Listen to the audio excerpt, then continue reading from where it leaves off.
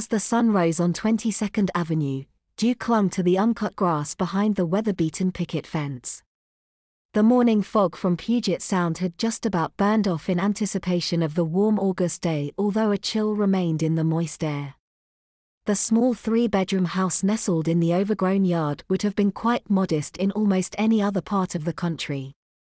But in Ballard, a quiet North Seattle neighborhood, it was a significant real estate investment. On Sunday mornings in this part of the country, the streets and sidewalks bustle with activity. Rather than attending church services as they might in other regions, most people are out and about, shopping, walking pets, enjoying the great Northwest outdoors, an expansive art scene. On a gorgeous August day like this there was no reason to be cooped up inside. Yet that's where she was. In the small front bedroom of their 1,650 square feet ranch-style home, she sat at a small desk behind a compact branded computer monitor. Her fingers danced rhythmically on the keyboard, unswervingly dedicated to their task. The room was quiet. Dark. Cool but not cold. Glancing up outside, she could see the long shadows still cast by the house onto the street in front of her as the sun rose behind. Pillows and a couple stuffed animals lined her single bed in the corner, clothes littered her floor, a pile of rather heavy-looking library books, seemingly too thick for a girl her age, laid next to the bed, and a lone poster of a young Harry Potter hung on her beige wall. A door slammed elsewhere in the house. Jordan heard the family's maroon Chrysler minivan parked in the alley start up and drive away quickly. "Nice," she whispered barely audibly, "no church then." A twinge of sadness emanated from her gut as she thought about his promise to spend time with her that afternoon after lunch.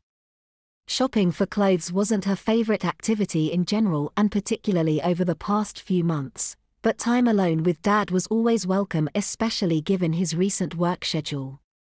"I guess that's off too," she thought. Returning to her writing, she waited for her mother's knock. Ted Reynolds was pissed. His 92 Town and Country wasn't made for the driving he was putting it through, but this rage had to get out. "Why can't she respect what I'm trying to do?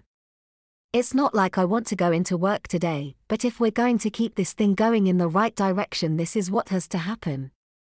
This is the cost. What does she wanna see? Me fail?